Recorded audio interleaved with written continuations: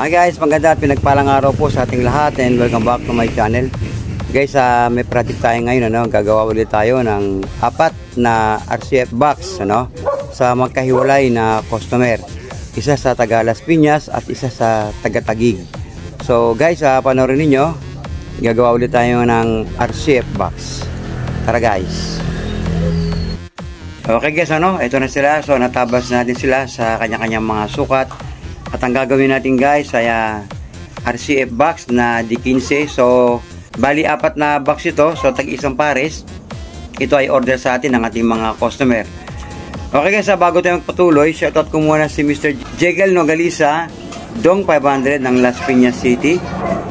At ganoon din kay Mr. Jefferson Malyari ng Taguig City. Shoutout sa inyo mga sir, So sila po yung ating mga customer na umorder nitong RCF box na D15.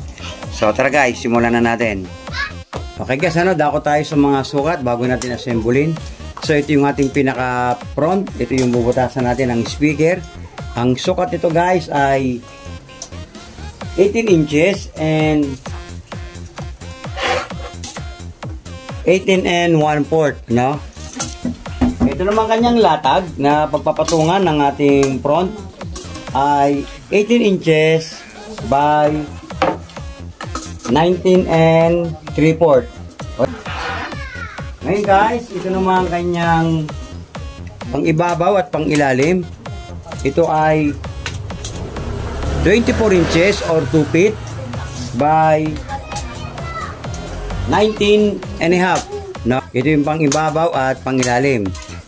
Yung kanya namang backboard, ito guys. So bali 18 inches by 25 inches. Okay? So bali dalawa yan, magkabilang box. Yung kanyang siding, ito naman guys. Itong siding ay 2 feet o 24 inches by 25 inches. So pare silang tagi 25, kaya lang kaibahan nito ay, ang haba nito ay 2 feet or 24 inches. Yung guys, yung unang ginawa nating box ay 17 and 3/4 yun, yung unang 17 and 3/4 by 18 and 1/4. So ito guys, dinagdagan natin ng 1/4. So bali lalabas siya na 18 inches by 18 and 1/4. So yung bali 17 and 3/4 dinagdagan natin ng 1/4, So tara guys, bubutasin ko lang, hindi na assemble na tayo.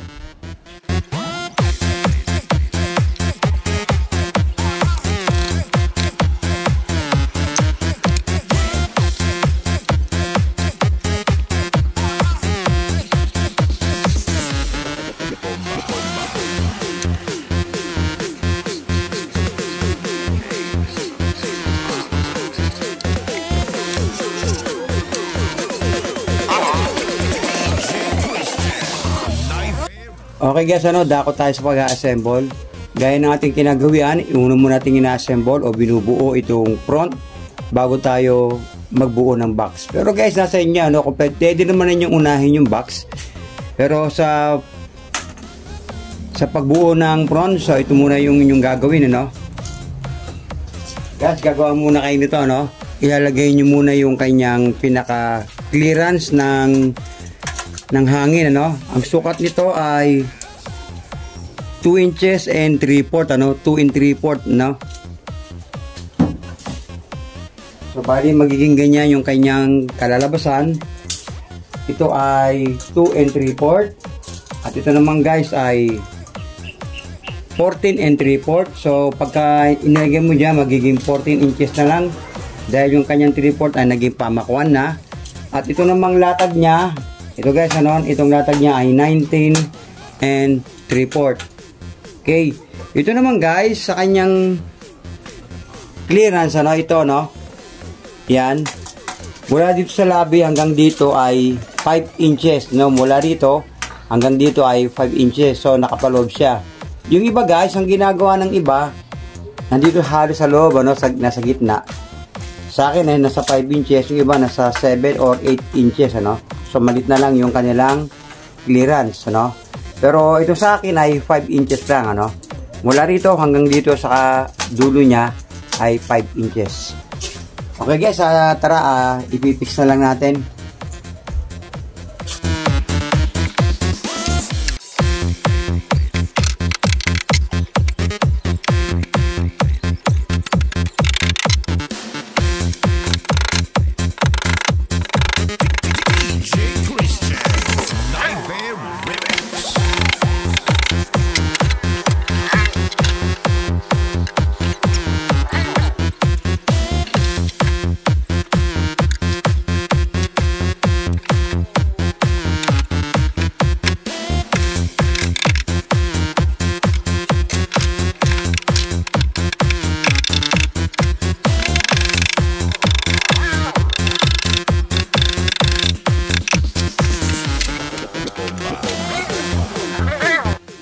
Okay guys, ano, gawa na yung ating front.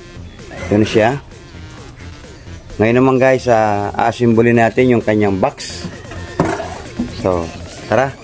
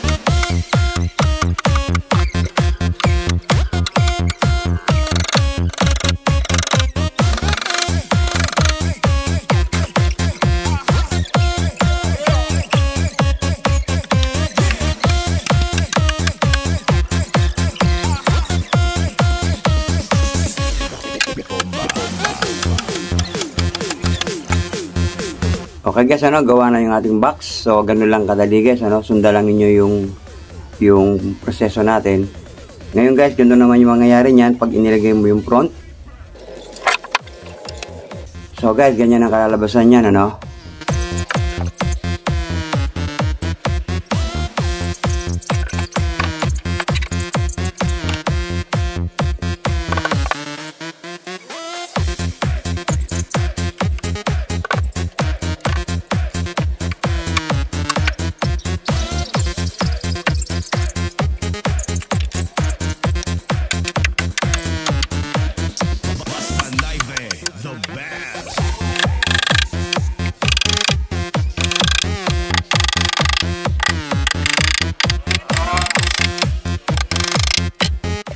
Okay guys, ano, ito na siya, naikabit na natin.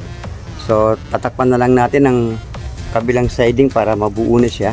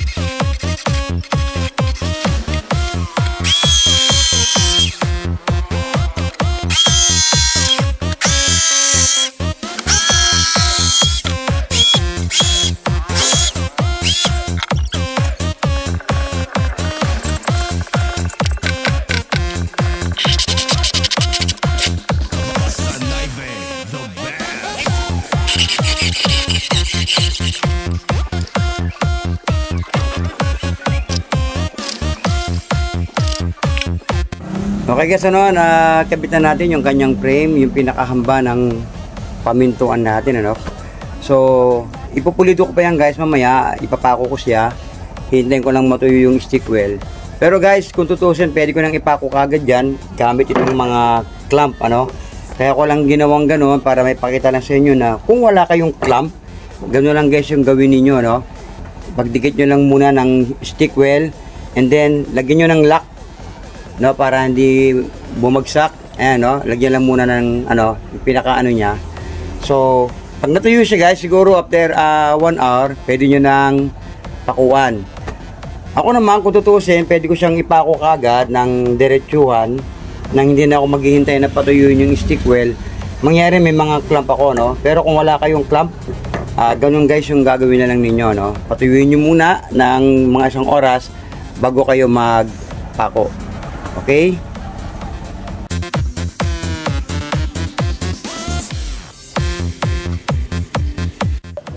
Okay guys, gawa na yung ating mga pinto, no? Okay guys, ang sukat nito, kung ano yung sukat ng ating front, yung pinagkakabitan ng speaker ay siya rin yung sukat, ano?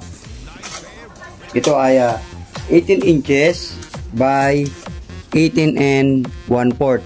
At yung sukat ng kanyang itong bunganga niya guys ay 3 inches, ano? Ayan, oh. So 3 inches by 12 and 1/4. Okay, ulitin ko 3 inches by 12 and 1/4. At yung kanya namang guys, ito naman guys ay 3 inches din, ano? Ito 3 inches din ito. Okay?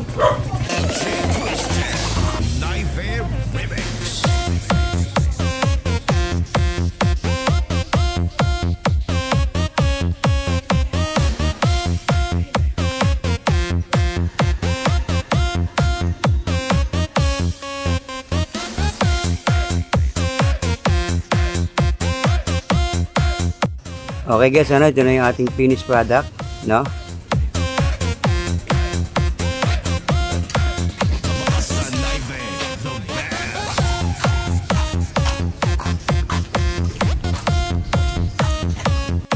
Okay guys, ako po ay lubos na nagpapasalamat sa inyo sa patuloy na pagsuporta dito sa aking munting channel at maging dun sa mga silent viewers natin, guys, patuloy po akong humiling sa inyo na suportahan nyo po itong aking munting channel. Huwag nyo pong kalimutan, pakipindot po ng subscribe button, notification bell, pa-share and pa-like na rin po. Okay guys, ito yung ating customer, si Jeff Malyari. Kumuha ng ating RCF box na D15. Jeff, kaway tayo. Hello po, magandang gabi po. Salamat kuya Samuel. Okay naman. Guys, ito po yung ating customer, si Dong Nagalisa. Taga Las Piñas. Bati ka Dong. Oy mga katropa, kung gusto nyo magpagawa dito kay Boy, tibay, talagang quality. Ito ang maganda quality talaga, kita Pintura na lang. Dito ang layo, pero kayang-kaya nyo yan basta may sasakyan. Salamat.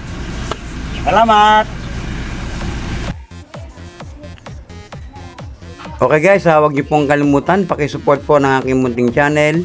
Paki-pindot po ng subscribe button, notification bell, pa-share and pa-like na rin po. At ang pag-ibig, pagpapala po ng ating dakilang Diyos ay sumating lahat. Maraming salamat po.